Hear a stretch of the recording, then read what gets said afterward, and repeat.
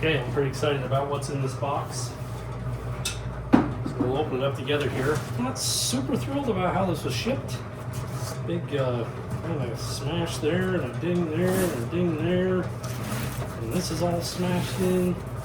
Came all the way from Arizona, so I'm a little nervous. I hope that they put some decent packing around it in there. Doesn't seem like maybe they did, so let's hope for the best.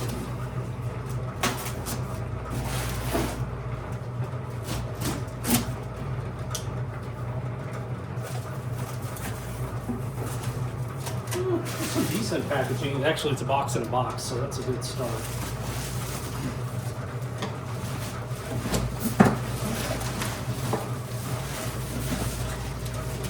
Hopefully this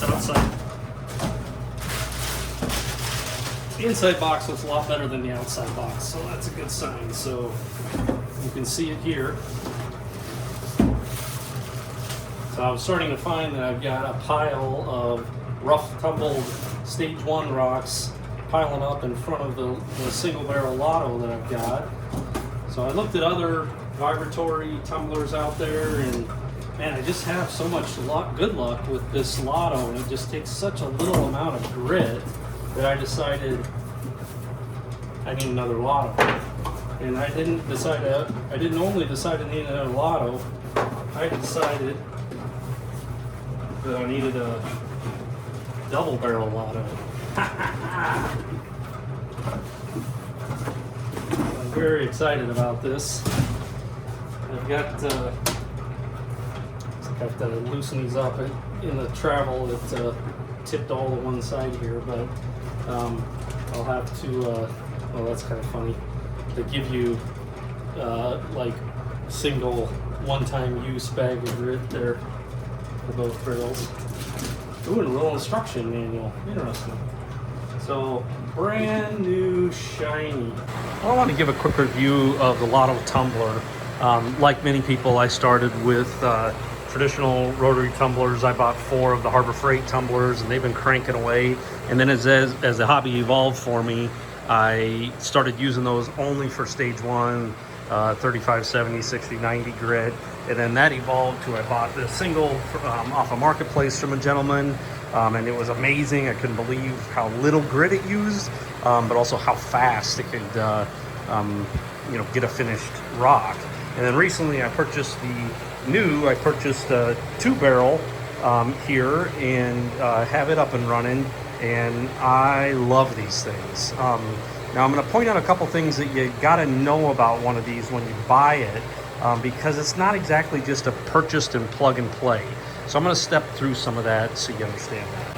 So first thing is that after researching before buying this one, I was reading a lot of kind of negative articles about the motors failing pretty prematurely after a few months. So that was a little disturbing. One thing I learned is that it sounds like Lot-O has recently been purchased by another company, and they apparently have been making some improvements. So the thing that people pointed out online was to try to buy one with the round cord. So what I mean by that is if you see this legacy one, this older one I have, it has a flat cord here.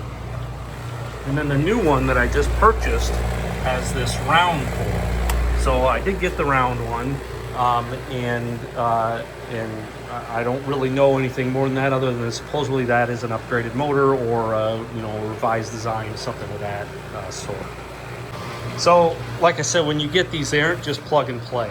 So you gotta set them up and then make some adjustments, at least in my experience. So the first thing that you got to do is you have to mount them to something. So they come with a sticky, 3 strips of double-side tape, essentially, a little foam tape on the bottom of them to stick them down. In their instructions, they talk about sticking them to cement or directly to the floor, like a tile floor or something like that, i.e., making like a basement floor the actual weight for it. I didn't want to do that, so I mounted them to some cement pads like you see here, similar to what the original gentleman did. In the instructions for the double barrel, they recommend approximately 100 pounds to get good action, good movement in the barrel. So I bought 2 of these. They're 12 by 24 by 2.5 inches thick. And then I use this, I've used this stuff, it's amazing.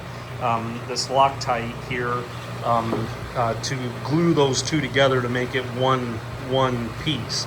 So those are about 48 pounds each, so just around 100 pounds. So that's pretty good. Then I made sure they were dry and clean, and then I stuck it. They talk about using a latex paint. I thought that sounded like overkill. Maybe you should use that. I didn't, and I noticed that this gentleman didn't either when he set that one up, and it stuck and worked just fine. So you got to get the weight, you got to mount it on there.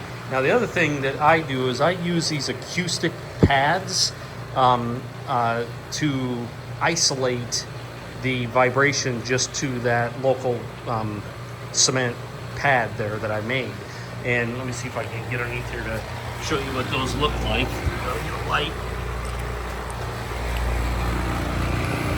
So you see these rubber pads here. So if you look, it's isolated. If you can see that wiggling on there, those are made for like big bass or acoustic equipment, so that it doesn't vibrate things. So for me, if I just set that cement on the floor, it makes the whole floor vibrate and actually echoes all the way up through the house, which obviously isn't desirable. So I've put these both on these isolating pads, and it makes a world of difference. Really, you can't hear them upstairs at all. It's just, the noise down here, but it's even down here, it's about 65 decibels, so it's very manageable. So I'll put a link to what those are, and it didn't affect the action in the barrel or anything. It just really isolates all that action just to the base that it's mounted on itself. So once you've got it mounted and ready, number one, you don't want to run these without the barrels being full.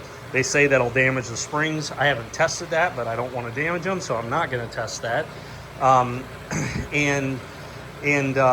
So make sure your barrels are loaded up. I'll do another video in the future of how I load the barrels and the grit and so on, but this is just getting it set up in a little review. So the next thing is to get proper action. And what I mean by action, I mean the rolling of the rocks in the barrel, and I'll show you an example of that in a minute. You have this wooden dowel pin that stretches from this side all the way to the other side on the double barrel, and then you see it here on this one. And from the factory, they put these in, and I'm not real thrilled about how they do it, but they put these in, they run like a trim nail through it into this particle board, and then they put some glue, some hot glue on there to keep it from moving. The bad part about that is it's a real pain in the butt to move, and so you got to basically cut that nail, and then you have to cut out this glue in order to shift that dowel forward or backwards. Now the action was poor on mine when I started it up the first time.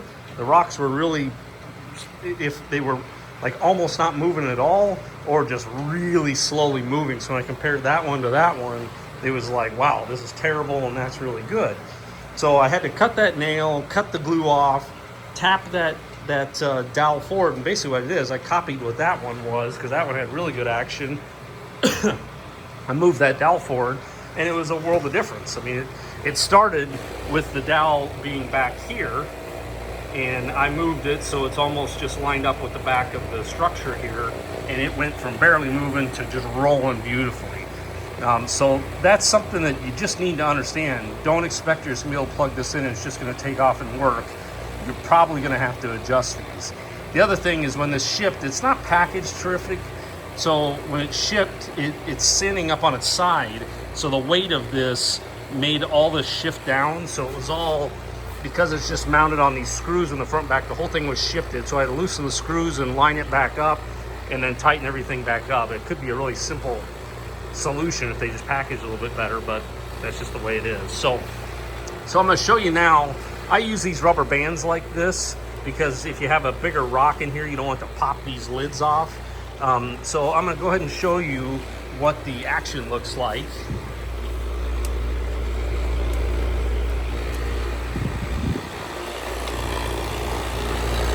So right now I'm running 180 220 in these, These have been running in here for about, I don't know, about 10 hours, I would say. And I'll get a little closer look here so you can see it, but you can see it's got really nice action. The barrels are rolling really nice. You can see they're really moving around there. I have ceramic in there along with the rocks. You have to be kind of picky about how much you fill it up. I find if I fill it up too high, I'll get poor action and won't roll nicely. If I don't go enough, same thing. There's kind of this happy medium. This is maybe a little low, but it's pretty close to perfect. And that gets you really nice action. It's really moving nicely. And this side, same thing. I have one really long strange rock in this one, so it interrupts the flow a little bit every now and then, but it's rolling really nicely as well. And I'll show you this original single barrel. So this is running polished right now. I just loaded up, so that's why it looks so nice and clean. And you can see it's got nice action. They're rolling really nicely.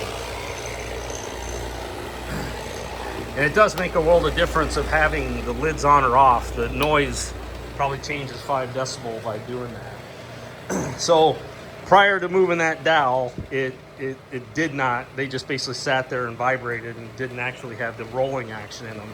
So in the end, I love these Lot-Os. I mean, it's just shocking how little grit it uses when you're so used to putting, 2 tablespoons, 3 tablespoons into the rotary barrels. You put a half a teaspoon in these. It's just amazing how efficient they are. And then on top of that, like, you can take a rock from start to finish, a whole barrel from start to finish in like a week. And you only get one stage done in a rotary tumbler in a week. So often I'll be running weeks and weeks and weeks in these. So now I just do 60/90s in here, and I just trickle out the good ones out of here, and then they go into the Lot-Os, and I just crank them out so fast. It's just remarkable how fast and efficient they are. So thumbs up for the Lot-O. As long as you know what you're getting into, and you need to do some prep work, and have a base, have some patience, knowing you're going to probably have to adjust them a little bit, maybe a little packaging adjustment once you receive them as well. But once you get them set up after a couple hours, it is a beautiful thing.